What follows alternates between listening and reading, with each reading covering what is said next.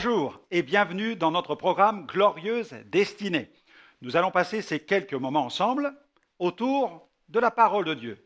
Dieu désire que vous puissiez entrer dans votre glorieuse destinée. Et aujourd'hui, j'aimerais vous parler d'un sujet que j'ai intitulé « La sentinelle intercesseur ». Nous le traiterons dans le cadre de 2 émissions. Dieu désire que tout vrai disciple soit aussi un intercesseur et pas n'importe lequel, un intercesseur d'excellence. Allez, je vous propose de remettre ces moments entre les mains de Dieu tout de suite par la prière. Intercédons. Seigneur, merci pour ta présence, merci pour cet espace que tu nous offres, celui de la prière. Tu permets à chaque disciple de prier, d'élever sa voix, de se tenir devant toi, de prier pour ses besoins, mais aussi de prier pour la destinée de milliers d'âmes dans ce monde. Merci pour cet espace qui nous est réservé dans l'intercession, devant ton trône, dans la prière au nom de Jésus. Conduis-nous à comprendre, à réaliser quel est ce magnifique ministère, ce service que tu mets à la disposition de chacun, au nom de Jésus. Amen. Amen. Gloire à Dieu. Dieu soit béni pour ces moments que nous passons ensemble. Je veux saisir l'opportunité de cette émission qui traite de l'importance de l'intercession, de la prière, pour vous partager, pour vous faire connaître cet ouvrage qui s'intitule « L'intercesseur d'excellence ». Vous y verrez une magnifique étude approfondie sur cette question. J'ai vraiment eu beaucoup de joie à réaliser ce livre.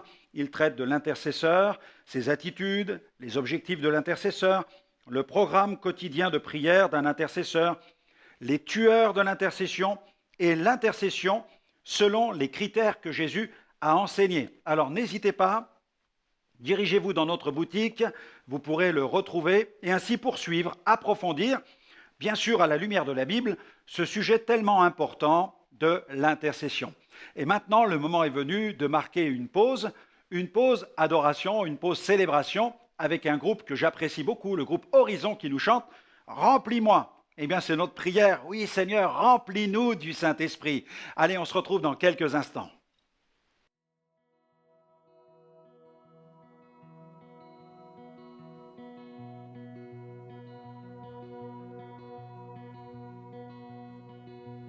Brise les murs qui nous séparent, déchire le voile qui nous éloigne.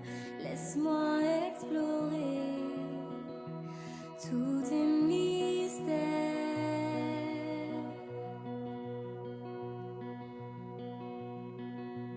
Brise les murs qui nous séparent, déchire le voile qui nous éloigne. Laisse-moi explorer tous tes mystères.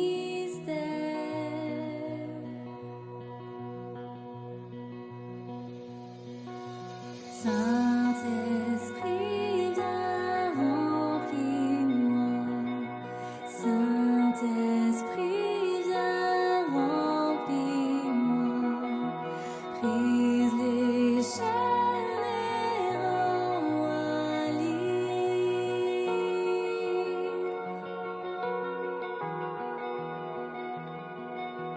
Emmène-moi sur ta montagne, me murmurer tes plus grands secrets.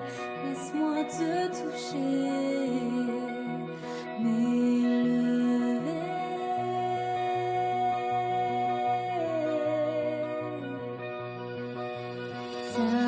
Saint-Esprit, viens, remplis-moi. Saint-Esprit, viens, remplis-moi. Brise les chaînes et rends-moi libre.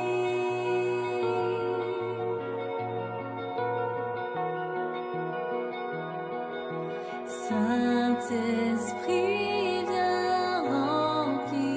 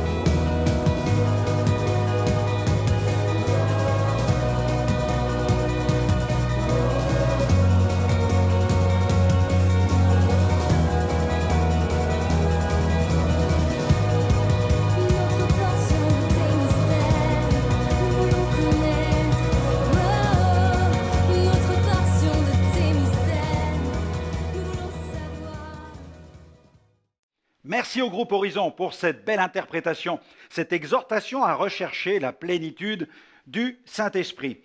Nous allons prendre la Bible et lire dans le livre de Jude quelques versets qui se trouvent à partir du verset 20 jusqu'au verset 25. Une exhortation de l'auteur qui écrit ceci: « Pour vous, bien-aimés, vous édifiant vous-même sur votre très sainte foi et priant par le Saint-Esprit, maintenez-vous. Maintenez-vous dans l'amour de Dieu, en attendant la miséricorde de notre Seigneur Jésus-Christ pour la vie éternelle. » Alléluia. Et là, je dirais que le sujet se corse. Reprenez les uns, ceux qui contestent, sauvez-en d'autres, en les arrachant du feu. Et pour d'autres encore, ayez une pitié mêlée de crainte, haïssant jusqu'à la tunique souillée par la chair. Or, à celui qui peut vous préserver de toute chute et vous faire paraître devant sa gloire, irréprochable et dans l'allégresse, à Dieu seul, notre Sauveur, par Jésus-Christ notre Seigneur, soit gloire, majesté, force et puissance dès avant tous les temps et maintenant et dans tous les siècles à venir. Et nous disons Amen. Amen à cette proclamation. Ce passage des Écritures, tiré de l'épître de Jude, nous apporte un éclairage sur ce que doit être la mission de l'intercesseur. L'intercesseur est appelé à prier, pas n'importe comment, par le Saint-Esprit. Et la lecture de ce passage nous montre que cette mission dépasse largement le cadre de la simple prière ou de ce que j'appelle la simple pétition. Cette mission ressemble de très près à celle d'une sentinelle qui doit veiller sur le peuple et rester vigilante, qu'il fasse jour ou qu'il fasse nuit. Attention, le prophète Ésaïe a évoqué la mission de cette sentinelle. Dans Ésaïe 62, versets 6 à 7, il écrit ceci: « Sur tes murs, Jérusalem, j'ai placé des gardes. Ils ne se tairont ni jour ni nuit. Vous qui les rappelez au souvenir de l'Éternel, point de repos pour vous, et ne lui laissez aucun relâche, jusqu'à ce qu'il rétablisse Jérusalem et la rende glorieuse sur la terre. Amen. » Il est question de la sentinelle. Et la sentinelle ne doit jamais se laisser gagner par le sommeil. L'esprit de la sentinelle doit toujours rester en éveil. La sentinelle ne doit pas non plus accomplir sa tâche de manière passive. Elle doit prendre à cœur sa mission et la remplir avec une bonne conscience. Pourquoi ? La sécurité du peuple sur lequel elle veille en dépend. Le livre de Néhémie décrit parfaitement cette mission de la sentinelle en faveur du peuple. Dans le chapitre 1er, au verset 6 de Néhémie, « Que ton oreille soit attentive et que tes yeux soient ouverts. Écoute la prière que ton serviteur t'adresse en ce moment, jour et nuit, pour tes serviteurs, les enfants d'Israël, en confessant les péchés des enfants d'Israël, nos péchés contre toi, car moi et la maison de mon Père, nous avons péché. Amen. » Cette image de la sentinelle illustre très bien la mission à laquelle doit s'attendre tout disciple de Jésus qui désire ardemment être engagé dans un service d'intercession qui va porter du fruit. Ce passage biblique résonne comme un appel solennel adressé à l'Église, aux membres du corps de Christ. Dieu cherche des intercesseurs d'excellence, des intercesseurs de haut niveau. L'Amen que nous avons lu, l'Amen qui vient conclure le verset 25 de Jude, scelle cet avertissement et lui donne toute sa gravité. C'est un véritable appel adressé à la conscience de l'Église. Ce n'est sûrement pas par hasard que cet appel résonne juste avant le livre de l'Apocalypse. Plus que jamais, l'Église doit considérer l'enjeu qui se cache derrière cet appel.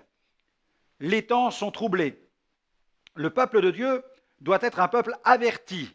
Il doit garder les yeux bien ouverts, surtout dans ces temps de confusion morale et spirituelle que notre monde actuel connaît. Ce passage est à prendre comme un ordre de mobilisation générale en fait, un appel à veiller et à prier. Veiller et prier pour notre monde troublé, mais attention, veiller et prier pour l'Église. C'est ainsi que la gloire de Dieu sera manifeste au sein même de l'Église du Seigneur. L'intercesseur d'excellence est une sentinelle. On l'a lu dans Jude au verset 20, « Pour vous, bien-aimés, vous édifiant vous-même sur votre très sainte foi. » Le rôle d'une sentinelle consiste à veiller. Pour cela, elle va se tenir sur le rempart. Quelle belle image pour le croyant. Le croyant doit se tenir sur le rempart. Un rempart, c'est un endroit élevé. Il est solide et il met en sécurité en protégeant de l'ennemi. De là, à partir du rempart, il nous est permis d'avoir une bonne vision. Un intercesseur d'excellence est un intercesseur édifié sur la très sainte foi. Jude relie l'édification à la très sainte foi. Il n'y a donc pas de véritable solidité, de sécurité, sans une édification qui repose sur la très sainte foi. L'apôtre Paul affirme l'importance des ministères dans l'Église, car ceux-ci ont la responsabilité d'édifier les croyants en vue de l'œuvre du ministère. Sans cette édification, les croyants s'exposent au risque d'être, comme l'enseigne la Bible, des enfants flottants et emportés à tout vent de doctrine. Par quoi? Eh bien, par la tromperie des hommes, mais aussi par leur ruse dans les moyens de séduction, car il ne manque pas dans ce domaine de moyens. L'Église a besoin d'intercesseurs qui soient des hommes et des femmes de la saine et sainte parole de Dieu, édifiés dans la saine doctrine. Quelle puissance lorsque les chrétiens réalisent que l'édification sur la très sainte foi et l'intercession fonctionnent ensemble. Lorsque la parole de Dieu fait référence à l'édification, elle évoque la construction d'un édifice. Ici, l'image est celle d'une construction, d'une vie spirituelle en plein développement. L'intercesseur n'est pas un homme de paille qui tourne au gré du vent. La Bible parle de vent de doctrine. Les vents de fausses doctrines sont dangereux et renversent bon nombre d'intercesseurs. Quelle perte pour l'Église quand ces sentinelles tombent du rempart. Dans la parole de Dieu, il est fait plusieurs fois mention de l'édification en rapport avec la parole. Plusieurs de ces références évoquent la parole même de la grâce. Cette parole évoque la grâce de Dieu et bien sûr la grâce que le chrétien puise dans l'œuvre rédemptrice accomplie parfaitement en Christ Jésus à la croix. La parole de Dieu est alors appelée la parole de la grâce. C'est cette parole de la grâce qui donne toute sa stabilité à l'intercesseur. Sans la grâce de Dieu, nous ne sommes rien. Sans la parole de la grâce, nous ne sommes rien non plus. Tout est par grâce. La parole de sa grâce, c'est ce qui est écrit, c'est ce que nous avons lu. Notre marche avec Dieu est intimement liée à notre relation avec la parole de Dieu. Ce que nous recevons de Dieu pour notre communion ici-bas et ce que nous recevrons dans la gloire constitue notre héritage spirituel. L'obtention de ces grâces dépend de notre relation intime avec la parole de Dieu. Lorsque Paul s'adressa aux anciens d'Éphèse, il leur déclara ceci dans Acte 20, verset 32. « Et maintenant, je vous recommande à Dieu et à la parole de sa grâce, à celui qui peut édifier et donner l'héritage avec tous les sanctifiés, c'est-à-dire tous ceux qui ont été mis à part et qui constituent l'Église, la véritable Église de Jésus. C'est grâce à l'acceptation de la parole de Dieu que nous avons été sauvés et que nous avons reçu le Saint-Esprit. Paul dit aux chrétiens d'Éphèse, dans Éphésiens chapitre 1, verset 13, « En lui, vous aussi, après avoir entendu la parole de la vérité, l'évangile de votre salut, en lui vous avez cru et vous avez été scellés du Saint-Esprit qui avait été promis. Amen. » L'opposition, la persécution, n'empêche pas le croyant authentique de recevoir la parole de Dieu.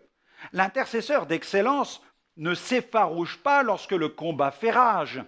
Il réagit en ayant recours à quoi? À l'intercession. Il saisit cette arme pour aller au front. C'est ainsi qu'il monte au combat. Paul rappelle aux chrétiens de Thessalonique, dans sa première lettre au chapitre 1er au verset 6, « Et vous-même, vous avez été mes imitateurs et ceux du Seigneur en recevant la parole au milieu de beaucoup de tribulations. » Et il précise, « avec la joie du Saint-Esprit. » Le Saint-Esprit répand un esprit de consolation sur l'Église qui est persécutée, l'Église dans la tourmente. C'est cette grâce qui accompagne ceux qui vivent en harmonie avec la parole et dont la vie est édifiée sur la très sainte foi, le rempart.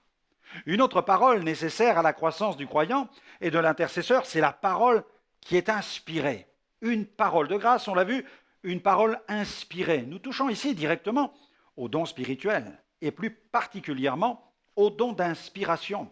Ceci contribue aussi à l'édification du corps de Christ. C'est ce que Paul enseigne. Paul évoque la prophétie comme étant un don spirituel très efficace en la matière. Le Saint-Esprit communique ces paroles inspirées dans le but d'édifier, de consoler, d'exhorter. L'intercesseur trouve accès à ce domaine de l'inspiration par le moyen des dons spirituels. Dans la première épître qu'il adresse aux Corinthiens, Paul évoque l'importance des dons spirituels. Et dans son listing de dons spirituels, il mentionne les dons d'inspiration et les dons de révélation. Bien entendu, il y a les dons de puissance, mais ça n'est pas vraiment le sujet maintenant. Il s'agit plutôt des paroles qui ont une dimension d'inspiration, les paroles inspirées. Dans 1 Corinthiens 14,3, il écrit « Celui qui prophétise, au contraire, parle aux hommes, les édifie, les exhorte, les console. » Dans 1 Corinthiens 14,12, de même, puisque vous aspirez aux dons spirituels, que ce soit pour l'édification de l'Église, que vous cherchiez à en posséder abondamment.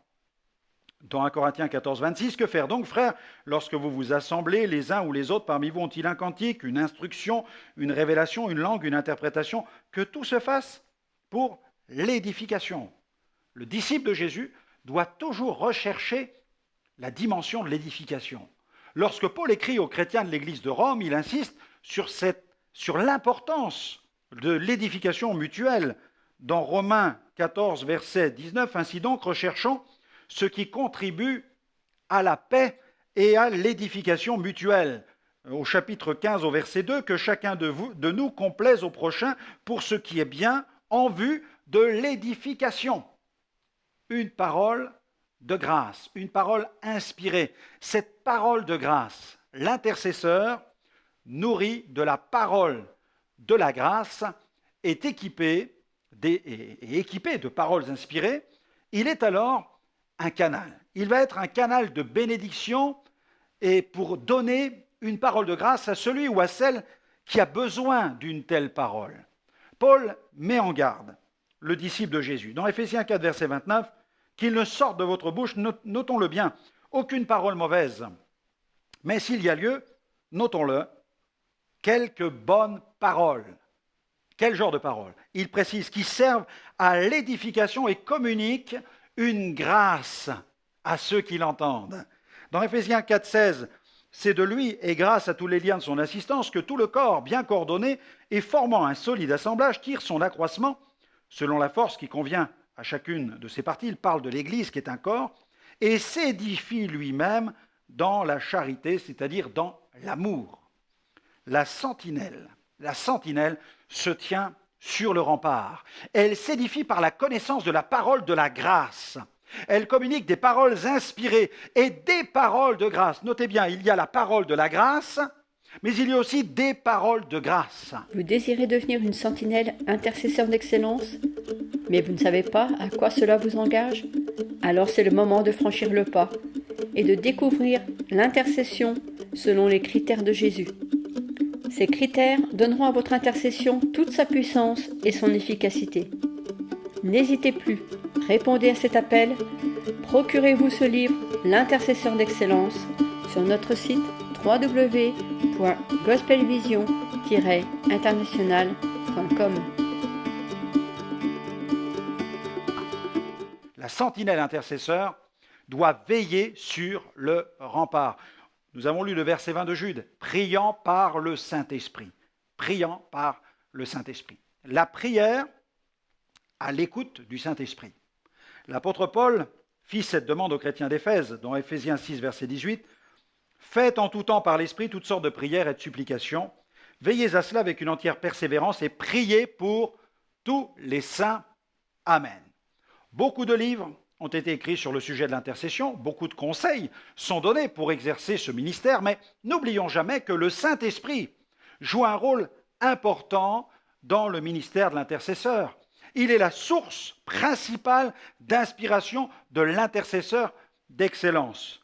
Paul écrit aux Romains, dans Romains chapitre 8, verset 26, « De même aussi, l'Esprit nous aide dans notre faiblesse, car nous ne savons pas ce qu'il convient de demander dans nos prières, mais l'Esprit lui-même intercède par des soupirs inexprimables.